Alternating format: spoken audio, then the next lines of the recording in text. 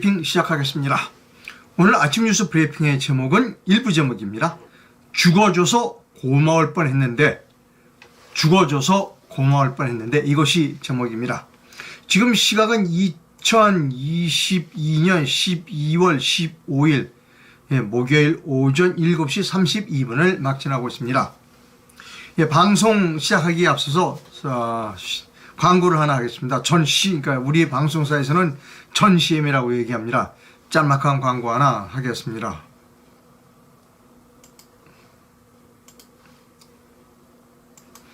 세종사이버대학교 컴퓨터 AI 공학과에서 신입생을 모집하고 있다고 합니다. 4차 산업혁명 시대의 핵심 기술을 리드하는 글로벌 융합형 컴퓨터 AI 전문가를 만들어 드린다고 합니다. 그래서 12월 1일부터 내년 2003년 1월 10일 22시까지 좀 기간이 많이 남아있네요. 세종사이버대학교 컴퓨터 AI 공학과에 많은 지원을 부탁드린다라고 하는 겁니다. 자세한 것은 세종사이버대학교 홈페이지에 접근하시면 됩니다. 방송 시작 전에 전 CM을 했습니다. 자, 본격적으로 방송해 드리도록 하겠습니다. 아침에 신문을 딱 펼쳐 들었는데 매우 끔찍한 뉴스가 있습니다. 조선일보 기사입니다. 오늘은 미리 말씀드리면 죽음에 관한 기사가 좀 많습니다.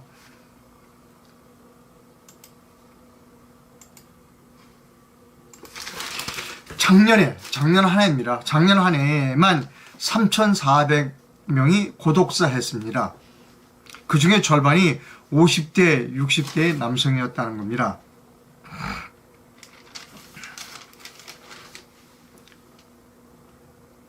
(2017년에서 2021년) 5년 동안 15,066명, 5년 사이에 40%나 고독사가 증가했다는 겁니다. 특히 절반 가까운 5060 남성이었습니다. 그래서 작년에만 3,400명, 그 중에 남자가 절반, 5060 남성이 절반이었다는 겁니다. 보건복지가 처음으로 고독사 실태 조사를 벌여 어제 공개한 자료가 그렇게 나와 있습니다. 자, 자세한 기사는 좀 일단 읽어보시면 되고요. 너무 끔찍한 기사이기 때문에 제가 여기서 언급을 좀 하고 넘어가야 되겠습니다. 그제 이틀 전에 제가 책을 한 권 소개해 드렸습니다. 그 책이 이겁니다. 도시의 생존이라고 하는 책을 제가 여러분께 읽어 드렸습니다. 요점 정리를 해서 읽어 드렸는데 그 내용에 이런 게 있습니다. 아주 끔찍한 내용이 있습니다. 지금 이것과 맥을 같이 하는 겁니다. 저는 작년에 많은 사람이 희생됐다. 그 중에 3,400명이나 죽었고, 그 중에 절반이 남성이었다라고 하는 것은 코로나와 관련이 짙게 있을 수 있다는 겁니다. 코로나 바이러스와 깊은 관련이 있을 수 있다는 겁니다. 이 책에 그제 제가 읽어드릴 때 이런 대목을 여러분 기억하실 겁니다.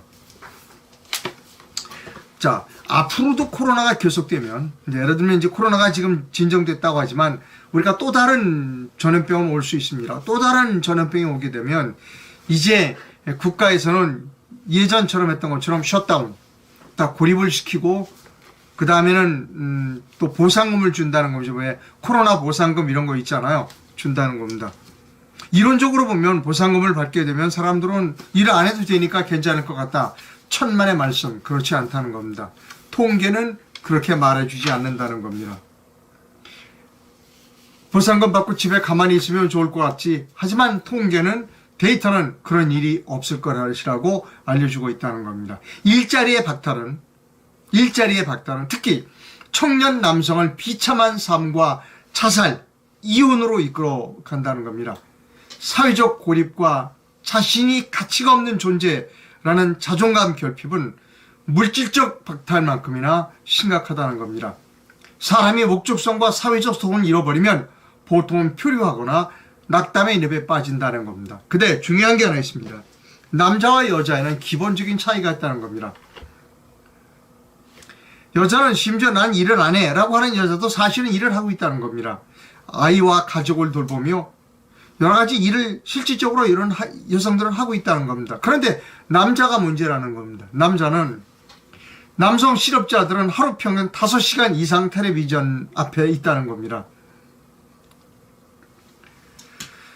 많은 비노동 남성이 자신의 삶을 즐겁고 생산적으로 만들 수 있을 것이다. 왜? 그냥 돈을 주면, 코로나 같은 걸로 격리되고 하면 보조금 주고 일 안 해도 되니까 집에 있으면 그 사람들이 행복할 것이다. 천만의 말씀. 천만의 말씀. 자, 우리가 그래서 앞으로 또 이런 코로나 같은 전염병이 생기게 되면 그런 사람들을 어떻게 해야 할 것인가에 관한 연구를 충분히 해야 한다. 그런데 미안하지만 대안은 없다. 그러나 대안은 없다는 겁니다. 대안은 없다. 왜? 그런 사람들은 코로나 때 그런 사람들은 어떤 사람들이냐? 이런 사람들이라는 겁니다. 컴퓨터나 이런 거 아주 그 AI, 그 다음에 관리직 이런 사람들은 다 비대면 했잖아요. 비대면. 그러니까 다 집에서 재택근무했는데 재택근무를 못하는, 어쩔 수 없이 나가서 사람들을 접대해야 되는 뭐 접객업소, 뭐 요식업소의 그 종업원이라든가 이런 사람들은 일자리 잃어버렸다는 겁니다. 근데 점점 그런 일자리는 많아진다는 것이죠. 그것이 앞으로 또 다른 팬데믹이 오면 우리가 닥칠 매우 심각한 문제라는 겁니다. 이것과 오늘 이 기사, 왜 우리가 지난 5년 동안 고독사한 사람이 많았는가, 특히 작년에만 3,400명이 고독사를 했는가, 그 중에 절반이 50에서 60 남성이었는가를 설명하는 좋은 자료였다고 생각합니다. 여러분, 도시의 생존이라는 책 제가 이틀 전에 읽어드렸습니다. 이상로의 매일 책 한 권에서 도시의 생존, 이걸 읽어드렸습니다. 여러분, 방송을 한번 보시기 바라고, 좋은 내용들이 너무 많이 있습니다. 자, 그 다음 뉴스합니다. 이재명 씨가 어제 이런 얘기를 했다고 그래요.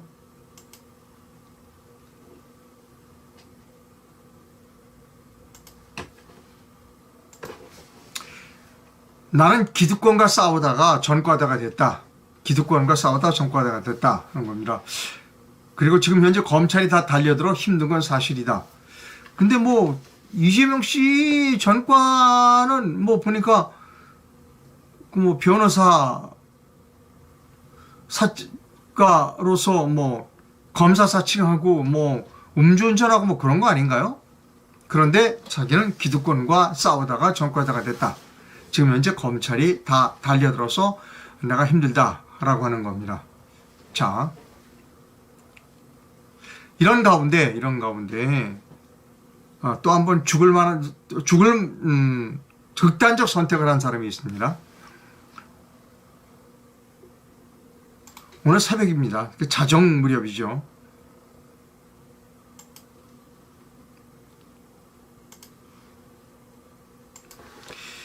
그 중앙일보입니다. 헬멧을 쓴 사람입니다. 헬멧남 전격 체포 다음날 김만배가 극단 선택을 시도했다라는 제목입니다. 기사는 조선일보 기사를 여러분께 읽어드리도록 하겠습니다.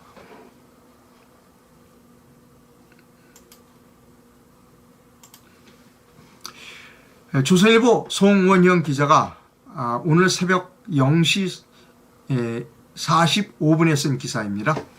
제목, 김만배 흉기로 극단 선택 시도, 헬멧맨 통장 관리인 체포 다음날 자해라는 제목입니다. 어젯밤 차 안에서 흉기로 자해했다. 병원으로 이송됐지만 생명에 지장이 없어라는 부제가 붙어 있습니다. 기사를 본격적으로 읽어드립니다. 대장동 사건의 핵심 인물인 김만배 씨가 14일 극단적 선택을 시도했지만 생명에는 지장이 없는 것으로 전해졌다. 본지 취재를 종합하면 김 씨가 이날 오후 9시 50분쯤 경기도 수원시 장안구 소재의 한 대학교 인근 도로에 주차된 차량 안에서 극단적인 선택을 시도했다고 김씨 변호인이 119에 신고한 것으로 알려졌다. 김씨는 흉기로 목 부위를 자해해 부상을 입었으며 현재 아주대 병원으로 옮겨져 치료를 받고 있다고 한다. 경기 남부경찰청 관계자는 119 신고를 받은 소방에서 관할 경찰서인 수원 중부경찰서에 공조 요청을 했고 119 구급대가 출동해 김씨를 병원으로 이송했다면서 김씨가 자해를 했지만 생명에는 지장이 없는 상태라고 말했다는 것입니다. 김만배 씨는 지난 11월 대장동 개발 과정에서 성남도시개발공사에 최소 1827억 원의 손해를 끼친 혐의 배임입니다. 등으로 구속됐지만 지난달 24일 구속기간 만료로 석방됐다는 겁니다. 이 기사를 보면서 제가 조금 기사 가운데 좀 이해가 불가능한 부분이 있어요. 어떤 부분이 이해가 불가능하냐면 이 부분입니다.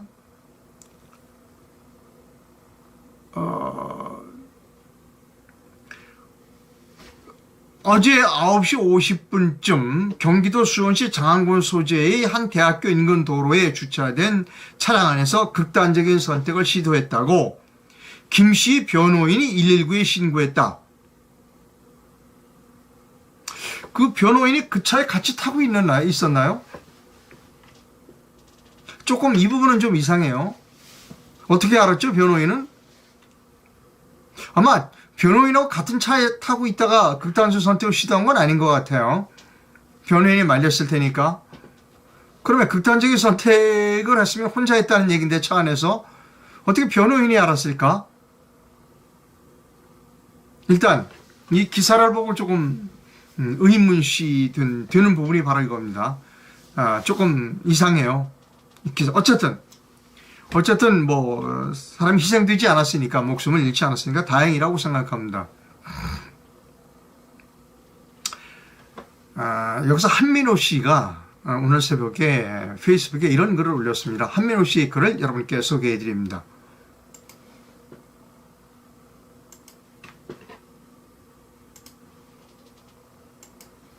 이 또한 지나가리라. 김만배에게 해주고 싶은 말이다. 누구 좋으라고 스스로 목숨을 버리는가? 죽어줘서 고맙다는 소리 들으려고 그러는가? 멍청한 짓이다. 비웃음만 살 뿐이다. 진실을 털어놓고 마음 편하게 살기 바란다. 라고 하는 글을 한민호 씨가 오늘 새벽에 포스팅했습니다. 저도 그렇게 생각합니다. 누구는 그렇게 썼잖아요. 팽목항인가 어디 가서 얘들아 고맙다 이렇게 썼죠. 전 그거 보고 참 깜짝 놀랐어요. 근데 이 김만배 씨 극단 선택했다고 그래서 걱정했습니다.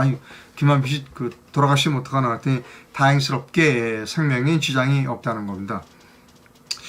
글쎄요, 누구 한 사람은 참 좋았다 말았겠죠. 누구라고는 말 안 하겠습니다만, 그 사람이 죽어줬었어야 되는 건데, 그러면 내가 고맙게 생각할 건데, 라고 할 사람이 있지 않을까. 라고 하는 겁니다. 여러분 누구인지 알 거라고 생각합니다. 역시 또 죽음에 관계되는 이야기를 여러분께 해야 됩니다.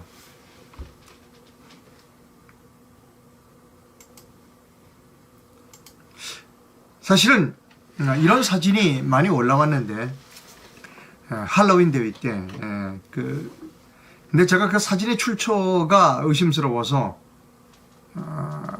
지금까지 여러분께 보여드리지 않았습니다. 그 사진이 혹시 일본의 거리를 찍은 게 아닌가 싶어서, 왜냐하면 뒤에 영어로만 써있어 한글이 보이질 않았어요. 그래서 소개를 안 해드렸는데 오늘은 여러 사진이 있습니다. 그 배경 사진에 한글도 있는 것으로 봐서 이태원 사진임이 확실합니다. 그래서 여러분께 이 사진을 보여드립니다. 자, 이게 이태원 모습이라고 그래요. 제일 처음엔 이 사진만 올라왔어요. 근데 이 사진에 한글이 발견이 되지 않았습니다. 그래서 일본인지 아닌지 확인하기가 어려웠는데 여기 보니까 여기는 한글이 있습니다. 여기 뭐 이태원 거리 뭐 이런 것도 있고요. 밑에는 CU라고 하는 우리나라 뭐라 그러죠, 편의점도 있고, 이태원 거리가 맞다라고 판단이 있어서 제가 여러분께 이 사진을 보여드리는 겁니다. 자, 그럴 수 있습니다. 네, 그럴 수 있습니다. 특히 우리처럼 나이 든 사람의 입장, 죄송합니다. 제가 나이가 들었다고 그래서 저보다 더 연세가 많으신 분들에게는 좀 죄송합니다만 저도 그렇게 젊은 층은 아니거든요. 근데 그 기성세대의 입장에서 보면 좀 이해가 안 가는 부분들이 있습니다. 좀 민망스럽다라고 생각합니다. 옛날엔 저런 복장하면 아마 잡아갔을 거예요. 옛날에 왜 머리 길다고 잡아가고 가위로 잘라고 그랬으니까. 지금은 그런 세대는 아닙니다.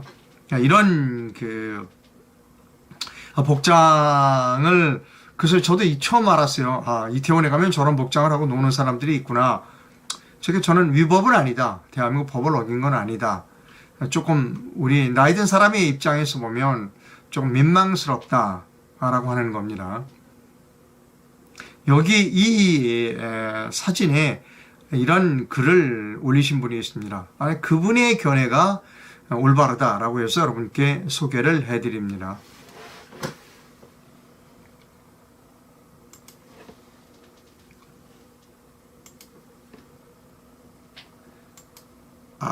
그 글을 여기 있습니다. 아까 그 사진에 대한 이분의 견해입니다. 이태원에서 이렇게 놀 수는 있다. 자유 대한민국 아닌가? 저도 그렇게 생각해요. 나는 이들이 젊음과 축제가 솔직히 부럽다. 저도 좀 부러운 측면이 있습니다. 그러나 질서는 지켰어야 했다. 사고 책임은 1차적으로 질서를 안 지킨 당사자들이다. 국가가 책임이 없었다고 사람들이 그렇게 묻는다. 이 축제에 왜 국가가 개입을 해야 하는가? 개입하면 그게 더 이상한 거다라고 하는 글을 올려주셨습니다. 저도 그렇게 생각합니다. 다시 사진 보여드립니다.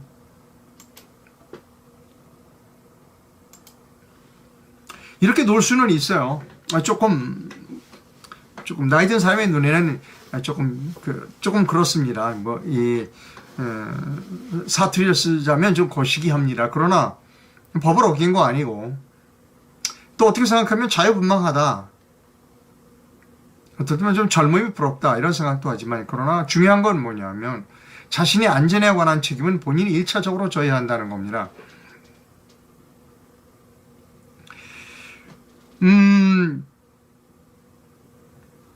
저는 처음부터 이 이태원 사고가 났을 때부터 이것은 무질서 사고라고 말씀을 드렸습니다. 1차적으로 본인이 책임져야 하는 부분입니다. 국가가 책임져야 한다? 글쎄요. 그렇게 치면 모든 거에 다 국가가 책임져야죠. 그거는 통제사회입니다. 저는 이태원에서의 죽음은 매우 안타깝다. 젊은이들이 희생돼서 매우 안타깝다. 라고 끝냈으면 좋겠다. 여기서 끝냈으면 좋겠다. 라고 하는 겁니다. 자, 다음 뉴스 들어갑니다.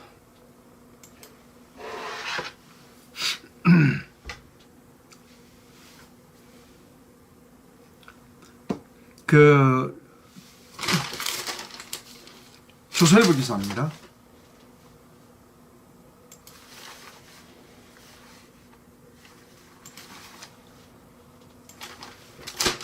쇼핑 알고리즘 조작, 네이버 260억 원 과징금은 적법하다라고 하는 기사입니다. 네이버가 검색 알고리즘을 인위적으로 바꿔 자사 쇼핑몰 상품이 우선적으로 노출되도록 한 이유로 공정거래위원회로부터 과징금을 부과받은 것에 불복해 소송을 냈지만 패소했다. 서울고법 행정 6-1부는 14일 네이버가 공정위를 상대로 낸 과징금 취소 소송에서 네이버가 시장 지배적 지위를 남용해 불공정 거래 행위를 했다고 보고 시정 조치와 과징금 납부를 명령한 공정위 처분은 적법하다며 원고 패소 판결을 내렸다. 공정위는 2020년 10월 네이버가 2012년 2월부터 2020년 8월까지 자사 오픈 마켓 서비스인 스마트 스토어를 지원하기 위해 자사 쇼핑 비교 서비스인 네이버 쇼핑의 상품 검색 결과 노출 순위 알고리즘을 스마트 스토어 입점 업체에게 유리하도록 조정했다. 여러분 이거 이제 여기까지만 읽어드려도 무슨 얘기인지 무엇을 말씀드렸는지 알겠죠? 왜 보면 뭐 그 상품을 살려고 보면 뭐 이렇게 검색을 하면 제일 위에 떠오르는 게 있습니다. 대부분의 사람들은 제일 위에 떠오르는 것을 클릭하게 마련이고 그것을 주문하게 마련이죠. 그러면 어떤 상품을 가장 위에 올려놓느냐 하는 것은 네이버 맘대로라는 겁니다. 자기가 내가 네이버니까 네이버가 파는 상품을 위로 올리는 거 아니야? 근데 그것은 공정한 거래가 아니라는 겁니다. 그래서 공정하지 않다. 어떻게 되느냐? 무작위로 돌아가야 된다는 겁니다. 근데 그건 눈에 안 보여요. 컴퓨터 프로그램은 어떻게 해요? 그 알고리즘은 눈에 안 보입니다. 이런 식으로 네이버가 나쁜 짓을 한 거죠. 자, 제가 여기서 말씀드리고자 하는 부분은 바로 이겁니다. 자기 물건을 팔 때도 그런 식으로 했어요. 알고리즘을 조작해서 자기 물건이 제일 잘 팔리는 것처럼 상위에 올려놨어요. 그러면 정치적인 문제에 있어 그동안 네이버는 알고리즘 조작을 하지 않았는가? 당연히 했죠. 네이버와 다음이 지난 좌파 정권에서 알고리즘으로 좌파 정권을 도와주고 우파 정권을 끌어내리는 사악한 짓을 했다는 겁니다. 저는.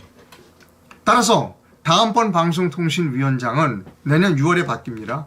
네이버와 다음이 지난 5년 동안 문재인 정부가 있어 알고리즘으로 어떻게 정치에 개입하는가를 밝혀내야 한다는 겁니다. 저는 여러 번 네이버에 대해서 말씀드린 적이 있습니다. 특히 네이버의 젊은 사원들에게 라는 제목의 방송도 한 일이 있습니다. 대충 말씀드리면 이렇습니다. 네이버를 이끌어 나갈 사람들은 지금 현재의 경영진이 아니라 지금 젊은 당신들이다. 젊은 당신들이 나서서 경영진에게 정치 개입을 하지 말라고 당신들이 얘기를 해야 한다. 왜냐? 정치 개입을 하면 언젠간 밝혀지고 그것은 네이버에게 큰 타격이 온다. 당신들이 최고의 피해자다.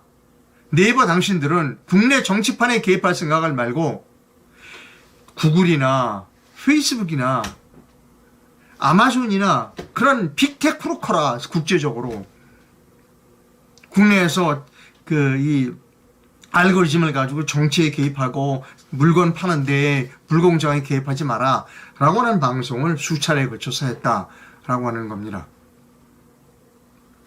여러분, 저는 독립 언론인입니다. 제가 옳다고 생각하는 바를 여러분께 말씀드리고 있습니다. 물론 조금 제 주장이 강조될 때가 있습니다. 그것은 여러분 잘 이해하셔서 들으실 거라고 생각합니다. 예, 후원이 필요함을 말씀드립니다. 해외에서 후원해 주실 분은 페이팔 계좌를, 그리고 국내에서 후원해 주실 분은 기업은행 계좌를 이용해 주시면 됩니다. 다시 한번 광고합니다. 상업 광고입니다.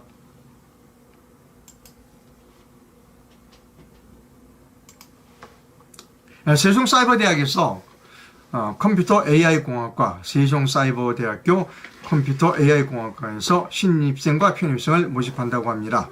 여러 가지 자격증 많이 취득하고 똑같이 국내 대학원을 진학, 일반 대학을 나온 것과 같이 사이버 대학이지만 똑같이 국내 대학원 진학을 할 수 있다. 100% 온라인 수업이고 장학금이 많다고 합니다.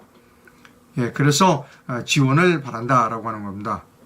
1차 모집도 있고 2차 모집도 있습니다. 일단 세종대학교 홈페이지에 접속하셔서 많은 지원을 바랍니다 라고 하는 광고입니다. 또 다른 광고는 제가 항상 하고 있는 잠도깨비 광고입니다. 잠도깨비 숙면 매트를 사용하신 분의 동영상 광고를 여러분께 보여드립니다. 매트, 베개, 안대, 이 복대 이 네 가지를 사용하고 있습니다. 주무실 때 안대하고 주무세요? 네. 예. 잠도깨비를 사용하시고 언제부터 효과를 어떻게 보셨나요? 제가 첫날 이튿날서부터 잠을 잘 자는 거를 옆에서 더 많이 느끼는 거예요. 저보다도.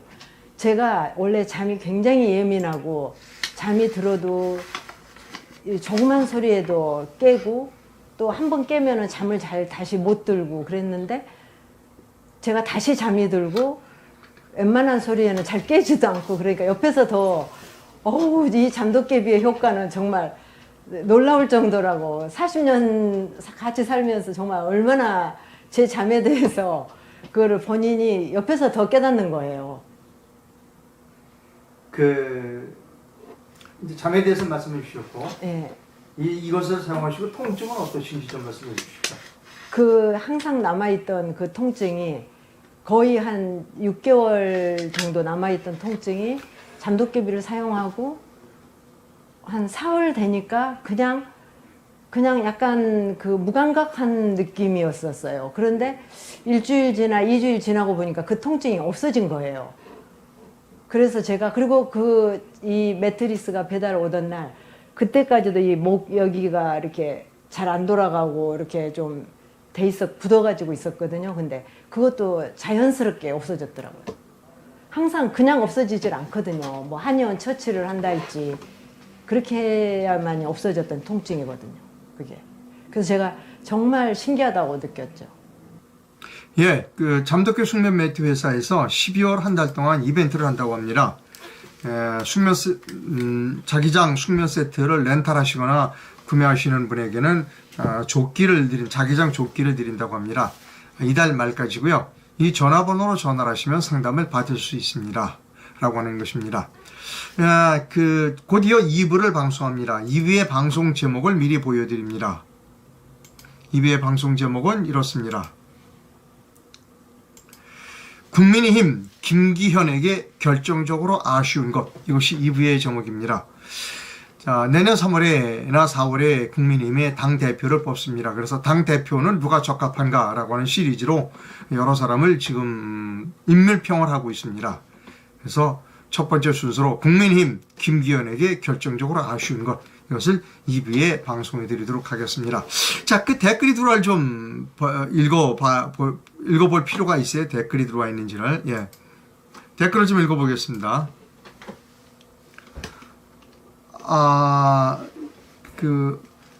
이런 게 있어요. 변희재 씨가 이상로를 죽여버린대요. 이런 댓글이 있어요. 근데 어제부터인가 계속해서 저한테 전화를 오셔서 저를 걱정하시더라고요.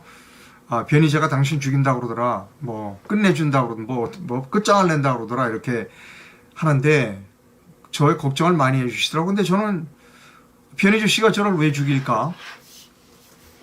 좀 이해가 불가능해요. 아니 뭐 저는 변희재 씨를 훌륭한 사람이라고 생각합니다. 변희재 씨만큼 뭐라고 그럴까 애국적이고 그 다음에 공헌을 한 사람도 많지 않습니다. 그리고 변희재 씨가 주류 언론인은 아니지만 그러나 독립 언론인으로서 아주 훌륭한 자세를 가지고 열심히 일을 했다라고 생각합니다. 물론 최근에 변희재 씨가 하는 일에 대해서 100% 제가 다 동의한다는 것은 아닙니다.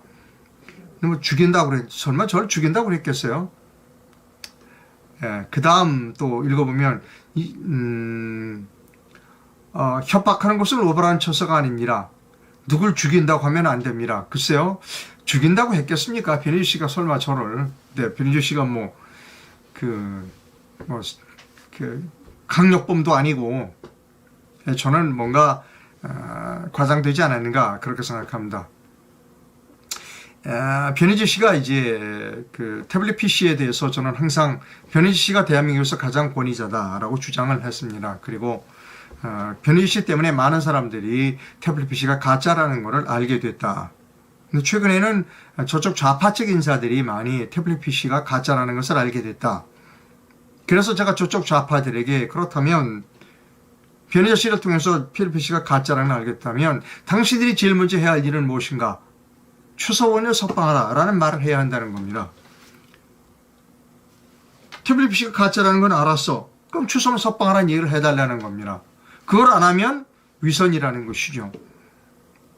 그걸 안 하면 이용만 해먹는다는 겁니다. 태블릿 PC를 윤석열을 공격하기 위한 그것을만 이용하면 올바른 것은 아닌 것, 선택적으로 이용해서는 안 된다는 겁니다. 그게 주장하는 바입니다. 여러분 어떻게 생각하십니까? 안민석이라고 하는 의원이 있어. 안민석 씨는 그렇게 괴롭혔어요. 최서원 씨, 그 다음에 정의라도 그렇게 괴롭혔어요. 근데 그분이 최근에 태블릿 PC가 가짜라는 걸 알았다는 거예요. 그렇으면 어떻게 해야 돼요? 사과해야 되는 거 아니에요? 제가 말씀드리고자 하는 바는 그겁니다. 저는 변희재 씨를 공격한 일이 없어요. 지금도 저는 변희재 씨는 훌륭한 사람이라고 생각합니다. 그리고 변희재 씨는 감옥도 갔다 왔어요. 태블릿 PC 때문에.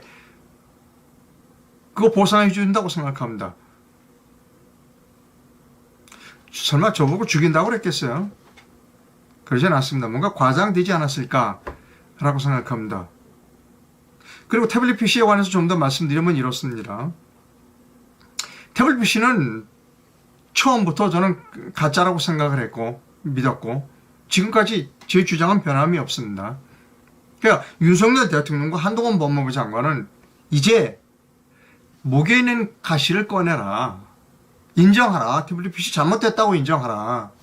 최서원이 풀어주라 라고 하는 이야기를 계속해서 하고 있다는 겁니다. 늦게나마 태블릿 PC가 가짜라고 하는 것을 느꼈다면 누구든지 늦게나마 그걸 알았다면 지금 무엇을 해야 되느냐. 최서원 씨 석방해달라라는 이야기를 하는 것이 논리적이고 그것이 인간으로서의 도리라라고 생각한다는 겁니다. 예. 한민호 씨 같은 국가 간 확실한 분을 보수파 진영이 차기 리더 후보로 추천합니다. 저도 그렇게 생각합니다. 저는 윤석열 정부 처음 조각할 때 문화체육부 관관 장관으로 문체부 장관으로 한민호 씨를 제 방송에서 추천한 일이 있습니다. 지금 현재 문체부 장관 이름이 뭐죠? 전 생각도 잘 안 납니다. 무슨 일 하시는지 잘 모르겠어요. 물론 일은 열심히 하실 겁니다. 지금 우리에게 필요한 사람은 이런 사람들이 필요한 겁니다.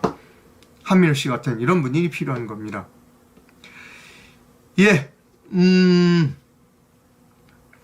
방송 여기서 이제 1부는 끝내고요. 그 바로 2부를 시작하도록 하겠습니다. 내년 3월, 4월에 국민의힘 당대표를 뽑는다고 합니다. 그래서 당대표를 하겠다는 사람에 대해서 제 나름대로의 분석을 좀 하고 있습니다. 김기현 씨에 대해서 분석해 드립니다. 뭐 깊은 분석은 아닙니다, 여러분. 자, 잠시 후에 뵙도록 하겠습니다. 방송 시청해 주셔서 대단히 감사합니다.